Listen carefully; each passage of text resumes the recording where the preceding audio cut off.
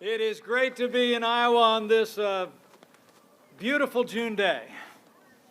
To see all of you out in the sunshine, would you join me in just thanking Governor Kim Reynolds and her husband Kevin for the incredible work that they do for the people of Iowa every day. That's a great leader. Governor Reynolds, to Mayor Barney Reuter, and to the first woman ever elected to the Iowa House of Representatives, Speaker Linda Upmeyer. It is great to be back in the Hawkeye State as this state and America make a transition to greatness.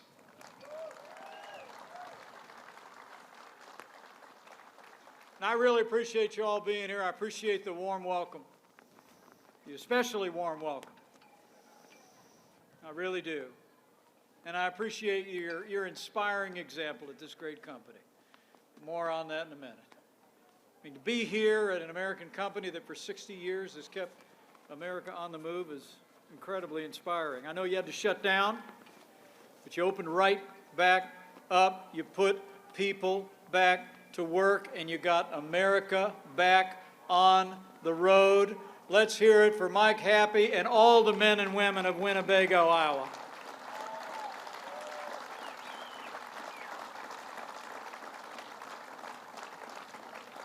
And before I begin, allow me to bring greetings from another friend of mine, a man who loves the state of Iowa, who's actually the best friend American manufacturing has ever had. And he even said the other day that he and Melania might just buy an RV real soon. I bring greetings from the 45th President of the United States of America, President Donald Trump.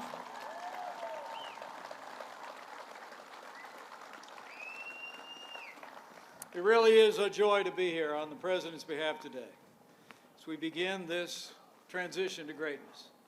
You know, as I stand before you today, I'm proud to report that after the difficult times through which we have passed as a nation, that today every state in this country and nearly 3/4 of America's small businesses have already begun to reopen. We're opening up America again, and you're part of that story. And we're building on the strong foundation of the first 3 years of this administration. After we cut taxes, rolled back regulations, fought for free and fair trade, unleashed American energy, supported American ethanol, we saw 7 million jobs created by businesses large and small. And on that foundation, once we started to open up America, you might have seen it a little more than a week ago. In the month of May, the people of America saw the largest one-month increase in job creation in American history. 2.5 million jobs added to our economy. I mean, I can't think of a greater example of America's resilience and strength than those numbers.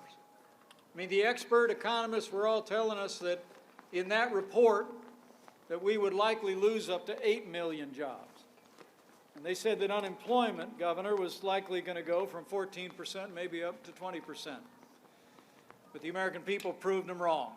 And businesses large and small created 2.5 million jobs.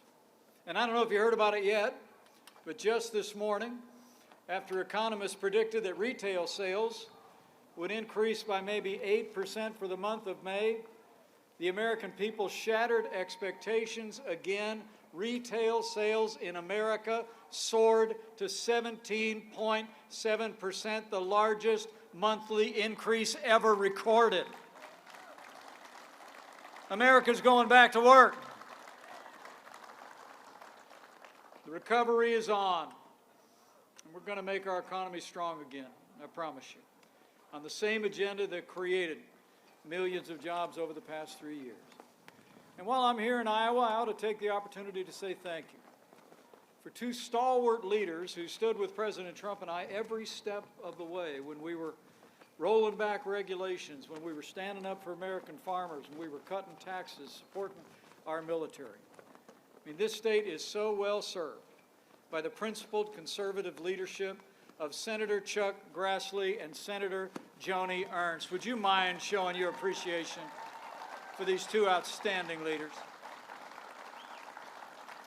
They supported our agenda every step of the way of less taxes, less regulation, and strong support every day for the American farmer. I mean, you all saw the effects of the agenda that we've advanced right here at Winnebago. I'm told after the president signed that tax cut a couple of years ago, Winnebago actually donated $1 million to charity and gave thousands of you employees a well-deserved bonus. It was great corporate leadership. And on that foundation of growth, that generosity, that compassion, that ingenuity, we're driving a great American comeback. As I stand before you today, I promise you, a centerpiece of our transition to greatness is going to be law and order.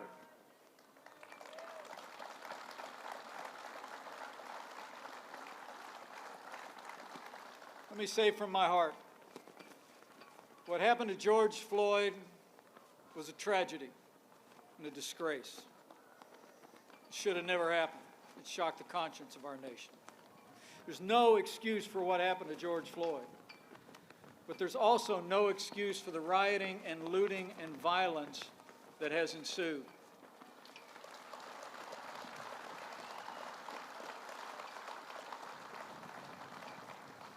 Like every American, we cherish our First Amendment. We respect the concerns of peaceful protesters.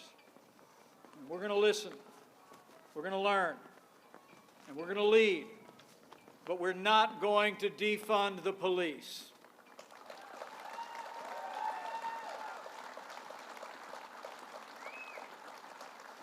I mean, you all here at Winnebago know, people in Iowa know, most of the men and women who put on the uniform of law enforcement every day are the best of us, the best this country has to offer.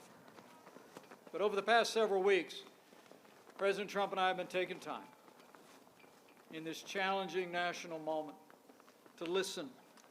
We've sat down with leaders in law enforcement. We've sat down with leaders in the African American community. As the President said today from the Rose Garden, we are one nation. We grieve together, and we heal together. And today, after listening and learning, President Trump signed an executive order that will make immediate resources and training available to police departments across America to improve standards for the use of force, de-escalation, and accountability. We're going to help our police improve. And I know Governor Kim Reynolds brought about a unanimously passed piece of legislation she signed on the steps of your state capitol just last Friday, creating more oversight and more accountability. And I want to thank you, Governor, for your compassionate leadership, your support for law enforcement, and for bringing Iowa together.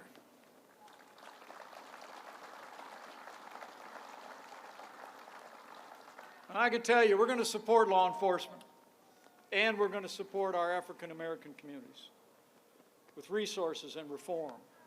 But we're not going to stop there. As President Trump said in Dallas, we're going to move an agenda that promotes public safety, but we're also going to keep moving an agenda that promotes jobs, prosperity, and greater educational opportunities for all our minority communities in cities across this country.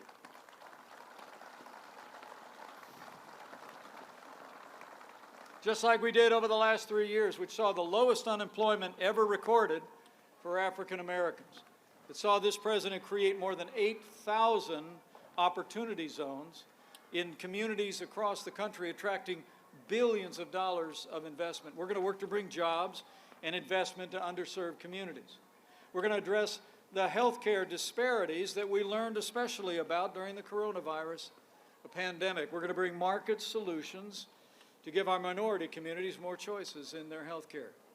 And we're going to keep fighting every single day to give our African American families and every family the right to choose where their children go to school, a public, private, or parochial school. It'll be the parent's choice.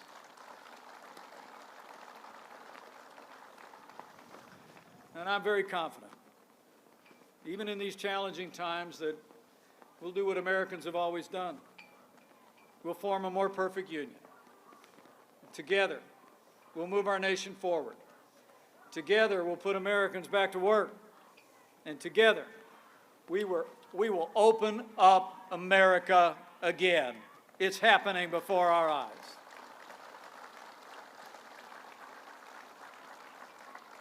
You know, the comeback that we celebrate today would not have been possible without your hard work and determination. But let me also say, it would not have been possible without the leadership of President Donald Trump in partnership with governors and with the American people. You know, before we had a single coronavirus case in this country, this president shut down all travel from China. It bought us invaluable time to stand up our national response. You know, it's remarkable to think at the end of February, when he asked me to lead the White House Coronavirus Task Force, we'd actually performed less than 8,000 coronavirus tests in the entire country. But today, we're testing roughly 60 times that number every single day. We've performed more than 23 million tests, more than anywhere in the world.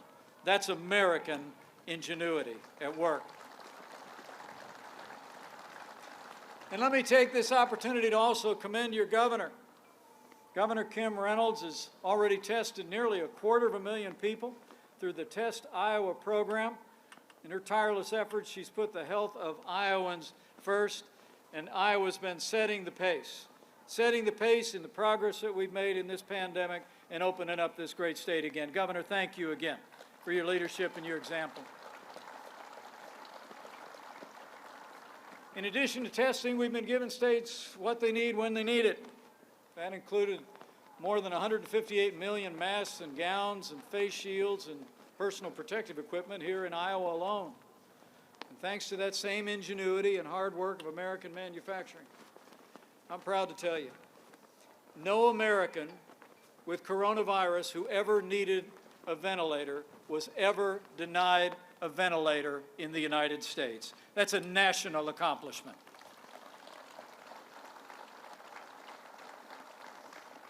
And from the outset of this pandemic, the American people made great personal sacrifices to protect the health of their family, their neighbors, and people that they never knew. And our doctors and nurses and healthcare workers and first responders rendered care to our families as if they were their own. Why don't we give them a round of applause? We've got heroes. Got heroes in our hospitals and heroes in our first responders. But it was millions of Americans. You all made the sacrifices as well, stayed home from work, home from school, away from places of worship so cherished. Some closed down businesses that took a lifetime to build. And here at Winnebago, you did more than your part. Volunteers from this company, I'm told, made 36,000 masks that were manufactured for hospitals in Iowa. And you also created face shields at this plant and distributed them to healthcare workers and first responders all across the state. Give yourselves a round of applause. That's America. And I want to recognize particularly a craftsman here I'm told who's worked at Winnebago, Iowa for 25 years.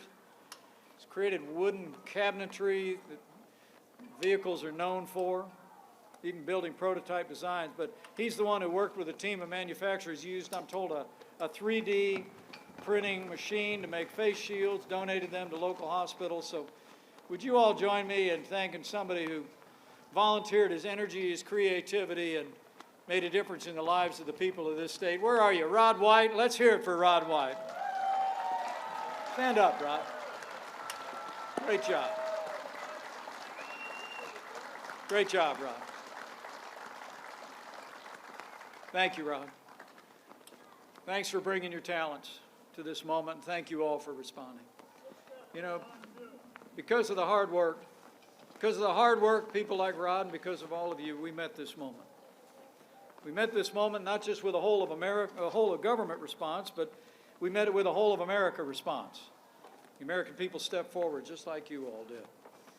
And it's a demonstration of the resilience and the faith and the resolve of our people. You know, thanks to the leadership of President Trump and Governor Kim Reynolds, and all the good people of the Hawkeye State, I'm proud to report to you, here and across America, we slowed the spread. We flattened the curve. We saved lives. And that's why we're opening up America again. You did it.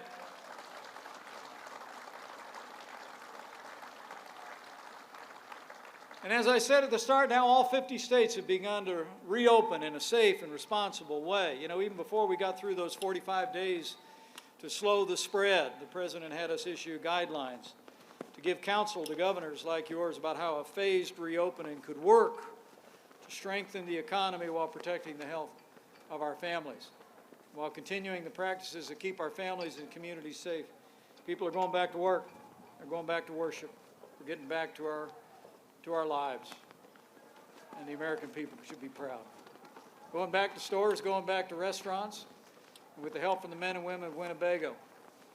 We're also enjoying the great outdoors, I'm told, like almost never before. We're putting American manufacturing back to work. I know since May 4th, you all have been working hard, been maintaining your social distancing, doing your daily health checks. You've been taking care of your neighbors and your co-workers. You've been putting the health of your neighbors first. And it's a remarkable example that you've set here. Remarkable example, 5,500 strong. The men and women of Winnebago are emblematic of manufacturing workers all across America who are the backbone of this economy.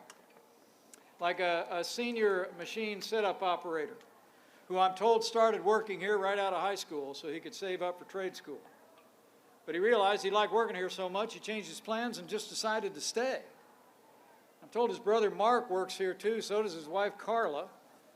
And on September 8th, he'll celebrate 50 years with this incredible company. Would you join me in showing our thanks and admiration to Glenn Blazer and his whole family? Where are you, Glenn? Stand up. Take a bow, Glenn. 50 years.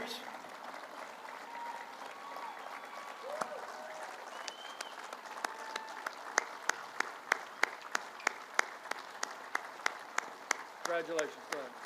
Awesome.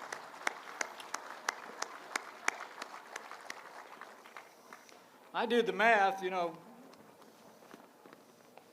Glenn must have started here after this place has been going about 10 years. Been here ever since. Made an incredible difference.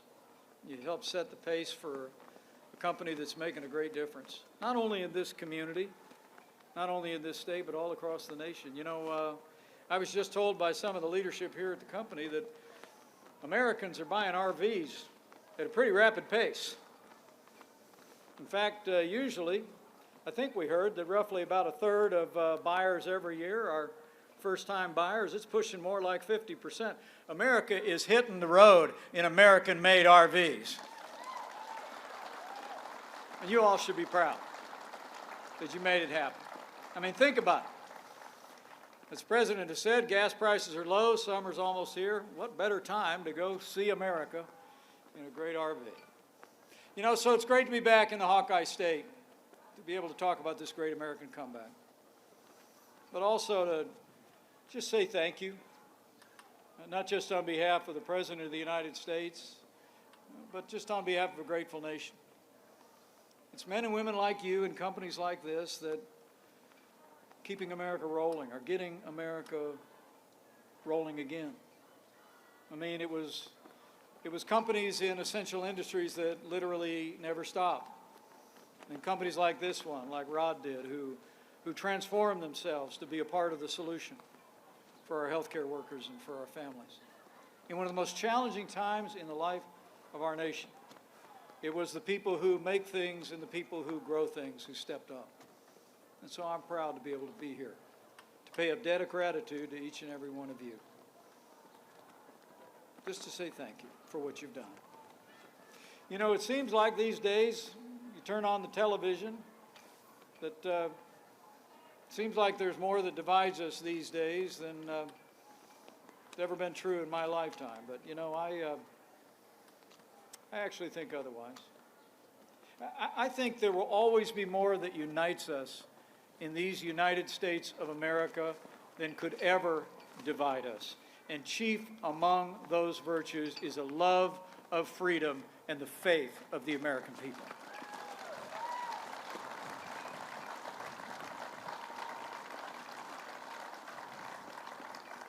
I mean, the way that the people of Iowa and people across this country have stepped up,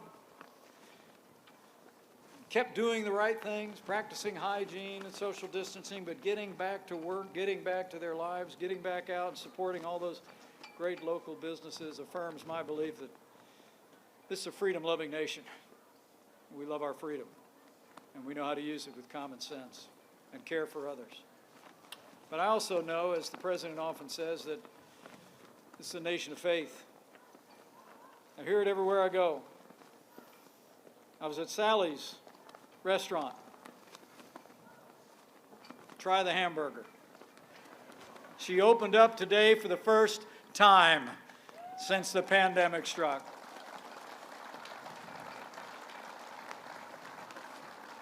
You know, as I walked around Sally's restaurant, I had more than a few people say those words that I hear just about everywhere I go in America, and that is when people look at you and they lower their voice a little bit and they just say, I'm praying for you. And you always know when people mean it, when it comes from their heart. And so let me just say as I close that if you're inclined to bow the head and bend the knee from time to time, I encourage you to do that during these challenging times.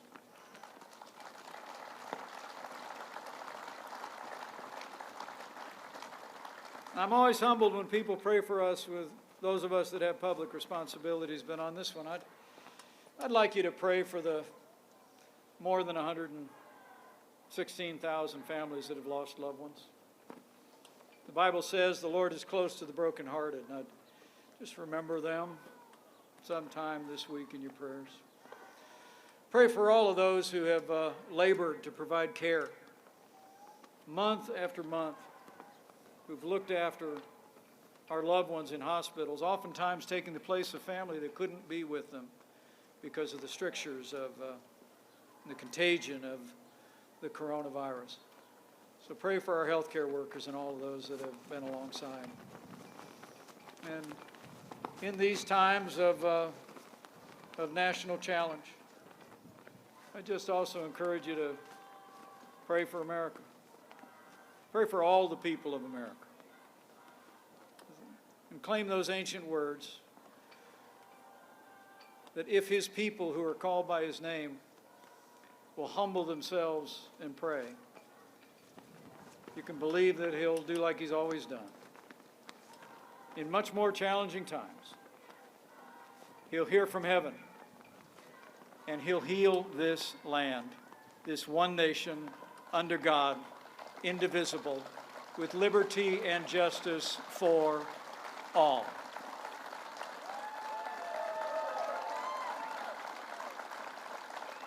So thank you, Winnebago. Thank you, Iowa.